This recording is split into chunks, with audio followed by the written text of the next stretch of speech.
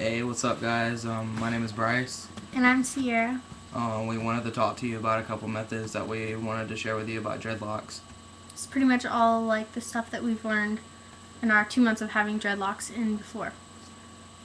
Basically, a way to start off dreadlocks is to either do it the natural way, which is you just you take showers. You just don't you don't condition your hair you don't comb it, and your hair will naturally dread. It depends on like what type of hair you have as to how long it'll take. Sometimes it could be like a matter of weeks to like a matter of months.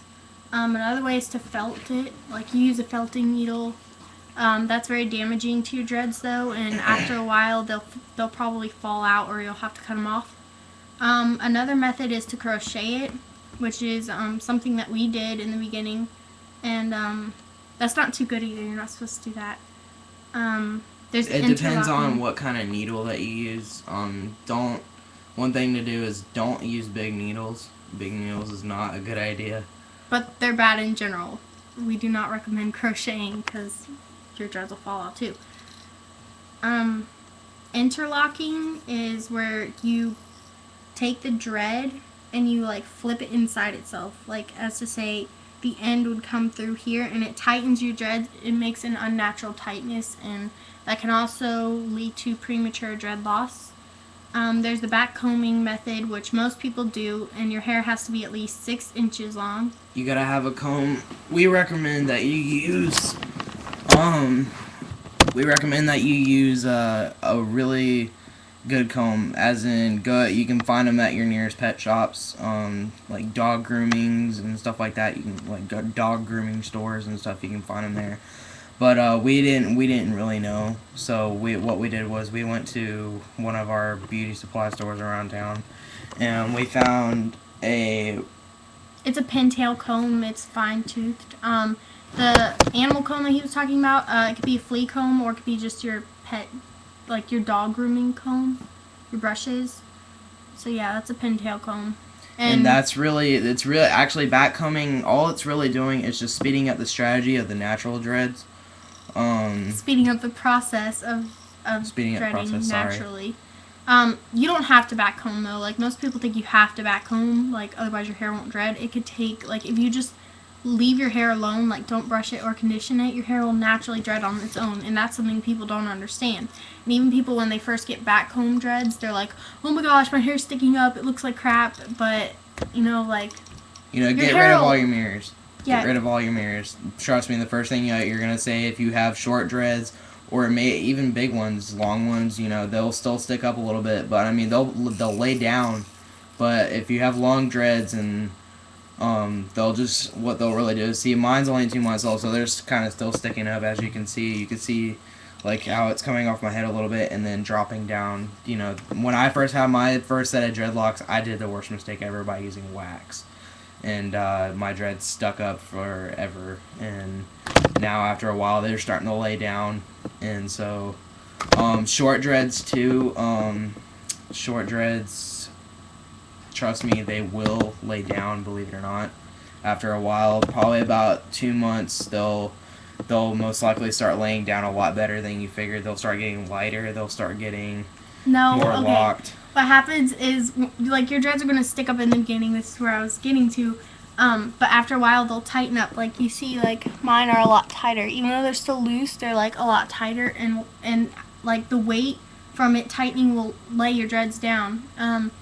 We both have only had ours for, like, 2 months, because they're a little older than mine. But I guess another thing we should talk about is, like, washing your dreads. Like, most people think... we missed tearing, twisting, right? Oh, yeah, no, more methods and stuff. You could do, like, a twist and rip method, which is basically, he mentioned it in another one of his videos, where you just tear the dread apart like this, and then you twist it a couple times, like twist the hair around each other, and then you pull it back up again. Take different sections instead of using the same ones that you twisted it with. Yeah, like... So... See, I'm just, like, twisting it, and then I'm tearing it apart again.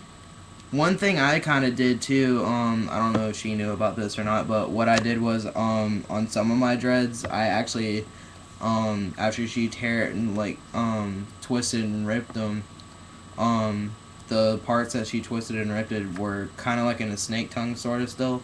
So what I did was I kind of pulled them together and I kind of tied a knot at the end.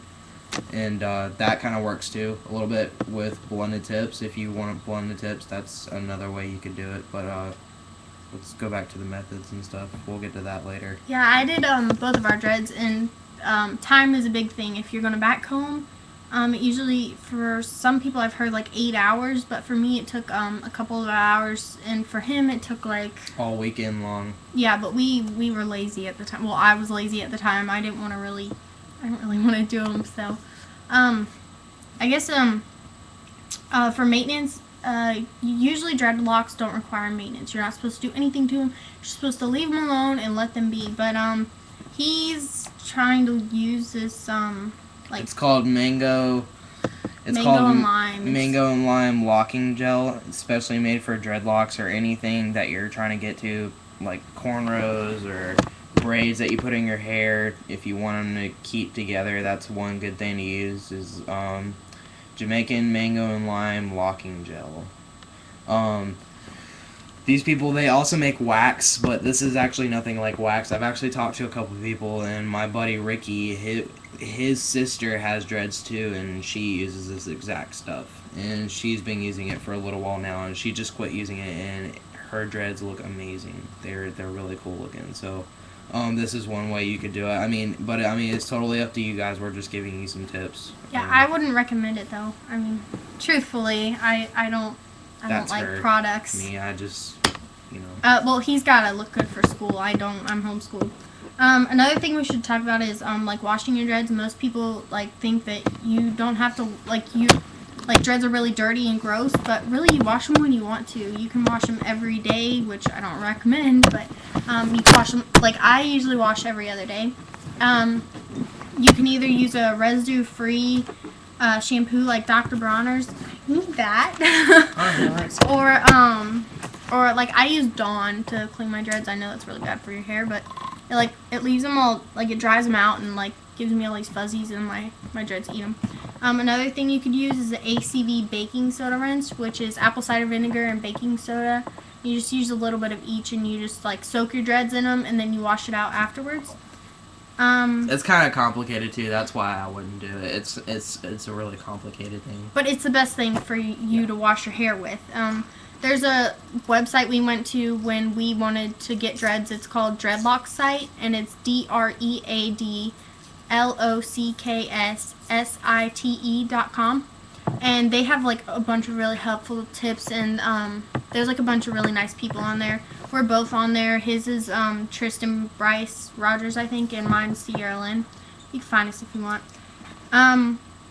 We also wanted to talk about why wax is bad, because wax is really, really bad for your dreads, and I wouldn't recommend it.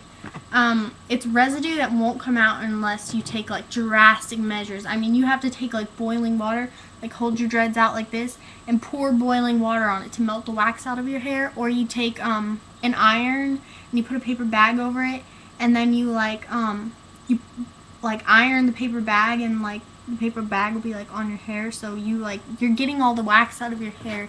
There's some other methods. I know the baking soda helps. The baking soda and apple cider vinegar, but there's no way to get wax out, and it usually leads to people having to cut their dreads off prematurely because either they weigh too much and the roots are breaking, or it's just really gross. When people have cut their waxy dreads off, there's been wax inside of it, and people have balls of just black gunk in their hair from wax. It's really gross. Yeah, please just do us the biggest favor and don't use wax. Yeah, wax is really bad. Take it from someone else's perspective. Trust me, do not use wax.